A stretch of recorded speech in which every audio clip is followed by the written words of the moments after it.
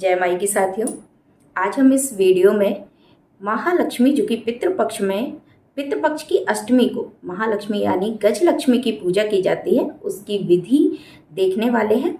तो किस प्रकार से, वैसे तो ये पूजा 16 दिनों की होती है जो कि राधा अष्टमी से प्रारंभ होती है और पितृपक्ष की अष्टमी तक चलती है। ये 16 दिनों की पूजा होती है। यदि आप 16 दिन का व्रत करते हैं, 16 दिन की पूजा करते हैं तो आप प्रतिदिन एक एक नियम का पालन करेंगे। लेकिन यदि आप केवल एक दिन की पूजा करते हैं यानी पितृपक्ष की अष्टमी को ही यदि आप पूजा करते हैं तो कई ऐसे नियम हैं जो आप इस वीडियो में देखेंगे जिस प्रकार से किया जाता है।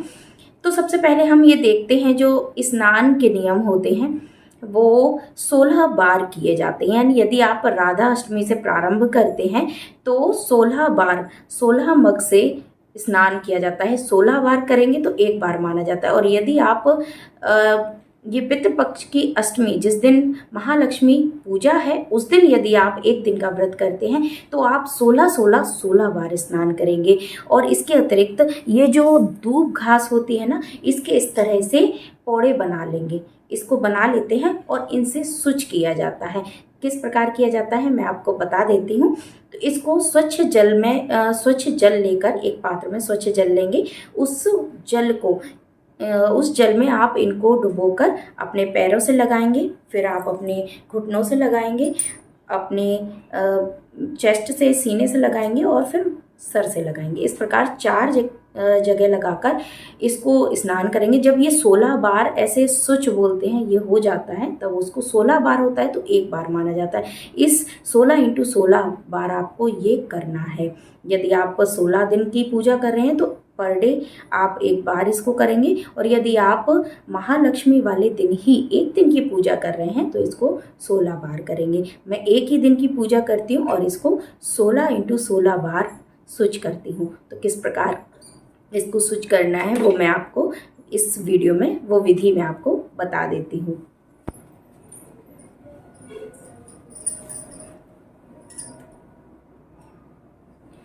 तो इस तरह से आप एक पात्र में जल ले लेंगे, स्वच्छ जल आप एक पात्र में ले लेंगे और उसमें इस दूब घास से आप इस तरह से पैरों पर लगाएंगे, फिर घुटनों पर लगाएंगे और सीने पर लगा के मस्तक पर लगाएंगे। फिर आप करेंगे इस प्रकार से 16 बार आप शुचि स्नान करेंगे।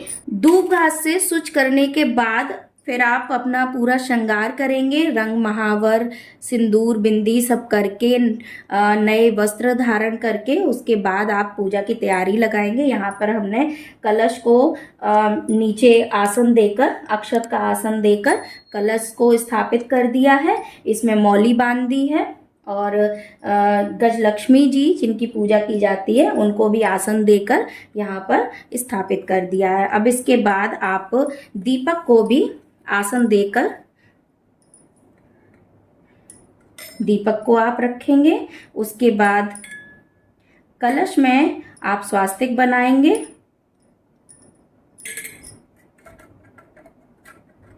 कलश में स्वास्तिक बना लेंगे और फिर पहले आप दीपक का पूजन करेंगे, फिर कलश का पूजन करेंगे और फिर माता गजलक्ष्मी का पूजन करेंगे। अब हम दीप प्रज्वलित कर लेते हैं। पहले दीप प्रज्वलित कर लेंगे।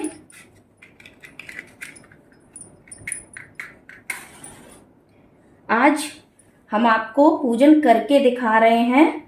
अभी अष्टमी पूजन के लिए समय है। 3-4 दिन पहले ही हम आपके लिए पूजन विधि लेकर आए हैं, इसलिए कुछ चीज़ें हैं जो हम आपको केवल बताएंगे कि क्या करना है। बाकी की जिस दिन पूजन होगा उस दिन हम आपको हो सकेगा तो फिर पुनः वीडियो बनाकर दिखाएंगे। तो सबसे पहले दीपक का पूजन कर लेते हैं। रोली अक्षत से दीपक का पूजन करेंगे, पुष्प अर्पित करेंगे। अब हम सबसे पहले गणेश जी और गौरा जी जो हमने कलश पर हमने गणेश और गौरा जी विराजमान की हैं। आपको अगर चाहे तो आप इस तरह से नारियल भी कलश के ऊपर रख सकते हैं, लेकिन हमने गणेश जी, क्योंकि पूजन में गणेश, किसी भी पूजन में गणेश जी का पूजन जरूर किया जाता है, इसलिए हमने गणेश जी को बिठाला है। तो सबसे पहले गणेश जी का पूजन करेंगे, उसके बाद गणेश जी और गौरा जी दोनों का पूजन करेंगे, पुष्प अर्पित करेंगे। उसके बाद हम लोग कलश का पूजन करेंगे। रोली, अक्षत और पुष्प से पूजन करेंगे। अब हम गजलक्ष्मी का पूजन करेंगे। लक्ष्मी जी पर भी जल चढ़ाएंगे और जो हाथी जिस पर लक्ष्मी जी विराजमान है उसका भी हम पूजन करेंगे। लक्ष्मी जी आप ये देखिए, जब गजलक्ष्मी आप लेंगे तो एक आगे सारथी जो हाथी को चला रहा है वो आगे सारथी बैठा हुआ है और पीछे माता लक्ष्मी विराजमान है। तो सबका ही यहाँ पर हम पूजन करेंगे।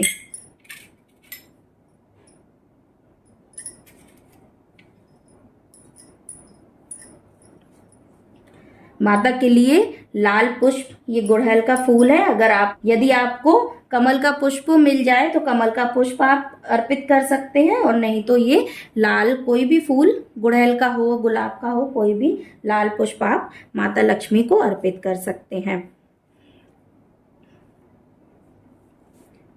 हाथी को भी आप पुष्प अर्पित करें।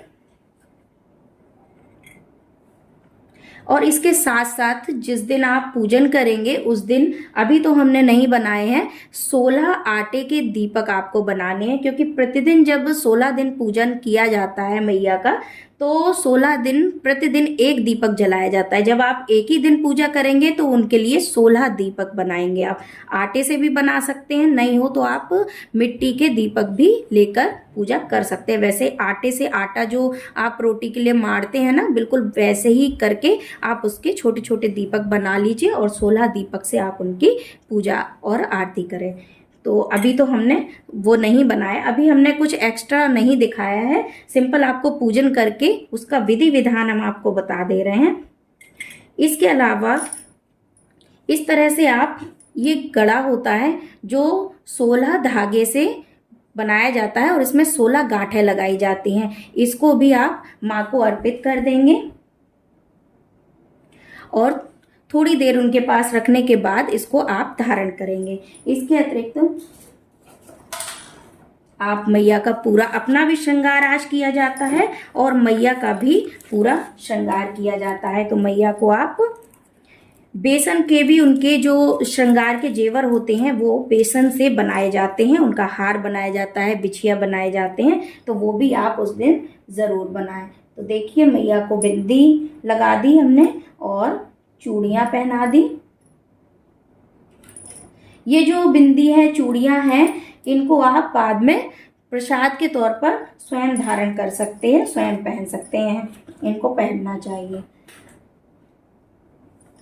इसके अतिरिक्त जो इस दिन है, एक छोटी सी कथा होती है जो बोली जाती है, 2 लाइन की होती है, और प्रतिदिन अगर आप पूजा कर रहे हैं तो 16 दाने चावल के लेकर आप एक बार बोलकर आप वो 16 दाने माँ को अर्पित करते हैं। लेकिन यदि आप एक दिन पूजा कर रहे हैं तो इस तरह 16 चावल के अक्षत के दानों को आप इस तरह से किसी, या तो अलग अलग दोनों में या किसी भी बर्तन पात्र में, किसी में कटोरी में, किसी में रख सकते हैं। हमने यहाँ कागज के टुकड़े में कागज की पुड़िया बनाकर उसमें हमने ये हल्दी से रंगकर चावल 16 दाने इसमें रखे हैं। इस तरह से आपको, यदि आप एक दिन पूजा कर रहे हैं तो 16 पुड़िया आप बनाकर रख लें, उनमें 16 दाने होंगे। तो प्रत्येक 16 चावल के दानों को दूब घास के साथ आप माँ को अर्पित करें। और क्या बोलकर अर्पित करना है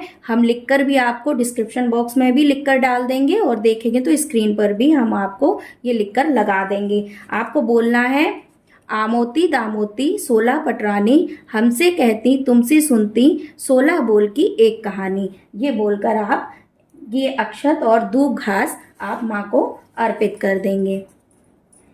इस तरह से 16 बार ये अर्पित करना। यदि आप एक दिन पूजा करें तो 16 बार करना है, यदि आप 16 दिन की पूजा कर रहे हैं तो प्रतिदिन एक बार करना है।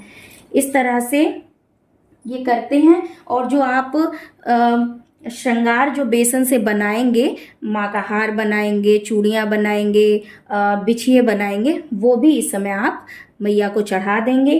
फिर आप छोटे छोटे से 16 पुए बनाते हैं, वो भी मैया को मीठे पुए बनाते हैं, उनको भी अर्पित किया जाता है, उनका भोग लगाया जाता है। तो ये सब आप ज़रूर उस दिन बनाएं और मैया को भोग लगाएं।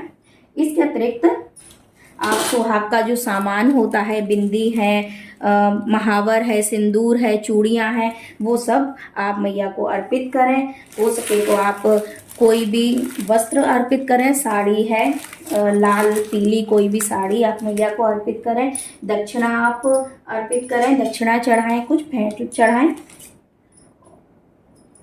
फल मिष्ठान जो भी हो, फल मिष्ठान आप चढ़ाएं।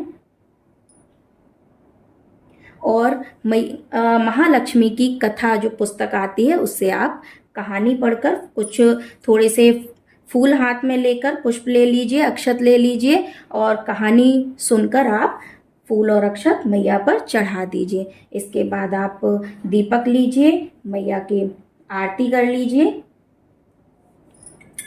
शीतलीकरण करके आरती सबको देकर स्वयं भी आरती ले लें। बस ये महालक्ष्मी की पूजा पूरी विधि विधान हमने आपको बता दिया। इस प्रकार से आप पूजन कर सकते हैं। जय माई की।